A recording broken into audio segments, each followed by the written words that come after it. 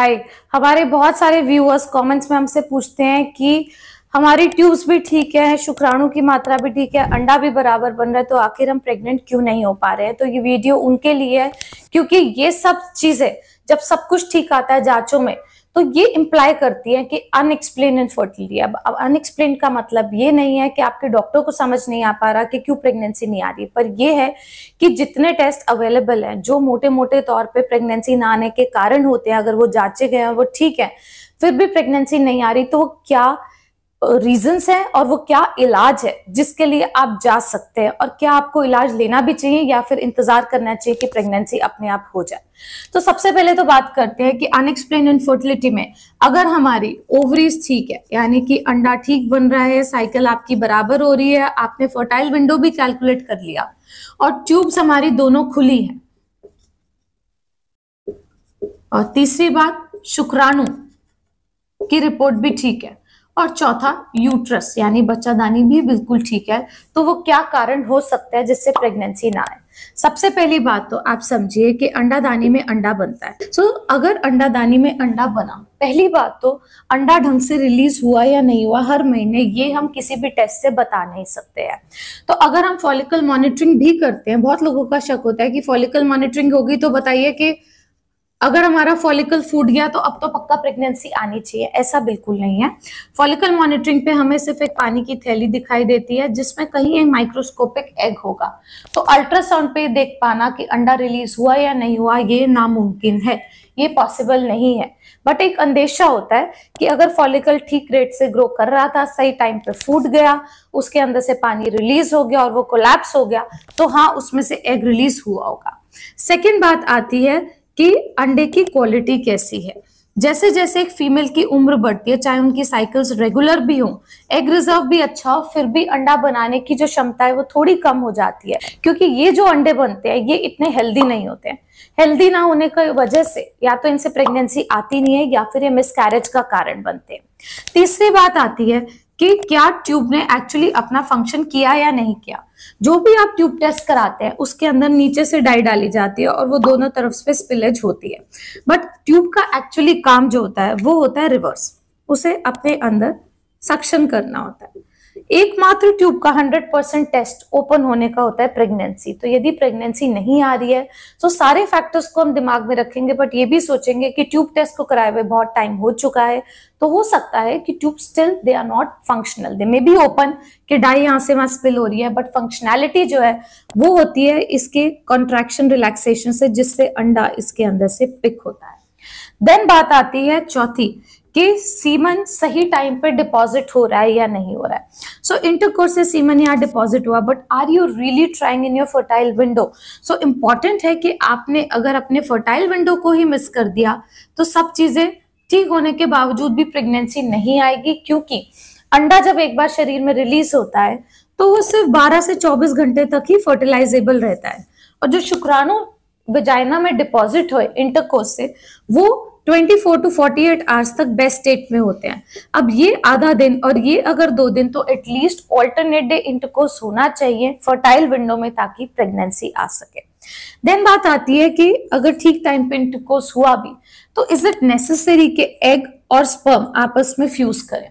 ये हम बाहर किसी भी टेस्ट से नहीं जान सकते कि आपने सही टाइम पे इंटरकोर्स किया तो क्या अंडा और शुक्राणु आपस में मिल पाए या नहीं।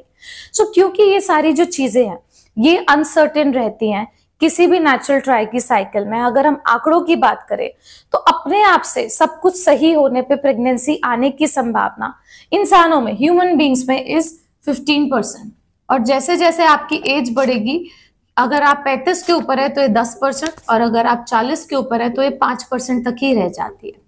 तो सब कुछ ठीक होने पे भी अगर प्रेगनेंसी आने की संभावना 15% है, इसका मतलब अगर कोई एक कपल 1 साल तक ट्राई करते हैं तो उनमें से 80% लोग पहली बार में ही प्रेग्नेंट हो जाते हैं। जो नहीं हो पाते वो अगले 1 साल में हो जाते हैं। तो maximum by the end of 2 years around 90% of people get pregnant. जो रह जाते हैं उनको इलाज की जरूरत होती है। अब अगर आप ये सब फॉलो कर रहे हैं, फर्टाइल विंडो में भी ट्राई कर रहे हैं, फिर भी प्रेगनेंसी नहीं आ रही है, तो आपके क्या ट्रीटमेंट ऑप्शंस हैं in case of unexplained infertility.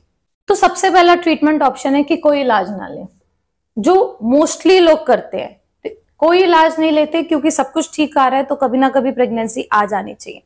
अगर आपकी बात हमें बिल्कुल सही मानते हैं तो जो आपका अपने आप से प्रेग्नेंट होने का 5-10% चांस है, इसका मतलब ये है कि करीब 10 से 20 महीना आप ट्राई करेंगे तो शायद किसी एक महीने में प्रेगनेंसी अपने आप आ सकती है।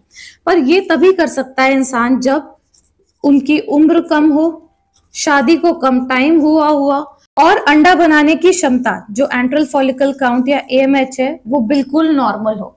तभी आप कुछ टाइम अपने आप को नेचुरल ट्राई के लिए और दे सकते हैं। बट अगर ऐसा नहीं है तो आपको जरूर इलाज लेना चाहिए। और इलाज में हमारे पास ऐसी चीजों के लिए, अनएक्सप्लेन्ड इनफर्टिलिटी के लिए, 2 ऑप्शंस आती है। एक होता है IUI यानी इंट्रा यूट्राइन इंसेमिनेशन और दूसरा है IVF। आपको किसके लिए जाना चाहिए ये डिपेंड करेगा आपकी बाकी सारी प्रोफाइल पे। अगर आपने कभी भी IUI नहीं कराया है और आपकी एज 35 से कम है, अंडा बनाने की क्षमता अच्छी है या नॉर्मल है फॉर दैट मैटर, और आपको डाउट है कि शायद आपके सही टाइम पे ट्राई नहीं हो पा रहा या फिर माइल्ड मेल फैक्टर है, कभी कभी जो सीमेन काउंट है वो 19-20 ऊपर नीचे हो जाता है, तो ऐसे केस में आप IUI के साथ जा सकते हैं। ये मैक्सिमम आप 2 से 3 साइकिल्स तक ले, इससे ज्यादा ना ले। जितने भी लोगों को IUI से प्रेगनेंसी आनी होती है 3 साइकिल्स तक आ जाती है। अगर नहीं आ रही है तो इस केस में हमें IVF की तरफ जाना चाहिए। वो सारे कपल्स जिनकी एज फीमेल की 35 से ज्यादा है, एग बनाने की क्षमता कम है एंड वो नेचुरली ट्राई बहुत टाइम से कर चुके हैं, उस केस में वो डायरेक्टली IVF के लिए भी जा सकते हैं। क्योंकि इन दोनों इलाज में अगर हम फर्क देखें तो इसमें हमने नेचुरल साइकिल को ही थोड़ा सा मॉडिफाई किया है। इसमें भी ट्यूब्स को अपना काम अच्छे से करने की जरूरत है, अंडा शुक्राणु अपने आप मिलेंगे, हम उस फैक्टर को नहीं देखते हैं, और यही वो कारण है जिसकी वजह से IUI के सक्सेस रेट भी मैक्सिमम अराउंड 20% तक ही रहते हैं, 100% नहीं होते हैं। हालांकि IVF को अगर देखें तो उसमें अंडा बनाने की जो भी आपकी क्षमता है बट उसमें ट्यूब्स का कोई काम नहीं रहता, और साथ ही सीमेन को पूरा रास्ता ट्रैवल करके नहीं जाना होता, लैब में ही अंडे और शुक्राणु को आपस में मिलाया जाता है, तो ट्यूब्स और शुक्राणु का जो पूरा ट्रैवल है वो कवर अप किया जाता है, और इसी वजह से IVF में जो चांसेस रहते हैं वो 60% रहते हैं। सो अगर आपके सारे फैक्टर्स ठीक है और आपको ट्राई करते हुए करीब 2 साल से ज्यादा हो चुके हैं तो घर पे नहीं बैठे, इलाज लें। अगर आप IUI के लिए अच्छे कैंडिडेट है तो प्लीज IUI के लिए जाइए, 2 से 3 साइकिल IUI ट्राई कीजिए। अगर IUI नहीं कामयाब होता तो IVF के लिए जाइए। बट अगर अंडा बनाने की क्षमता कम है, ट्राई करते हुए बहुत ज्यादा समय हो गया, 5 साल से ज्यादा हो चुके हैं और आपकी उम्र भी ज्यादा है, तो उस केस में आपको सीधा IVF के लिए जाना चाहिए। अगर आपके और कोई डाउट है अनएक्सप्लेन्ड इनफर्टिलिटी से रिलेटेड तो हमें कमेंट सेक्शन में जरूर पूछे, we would be happy to help you. Thank you.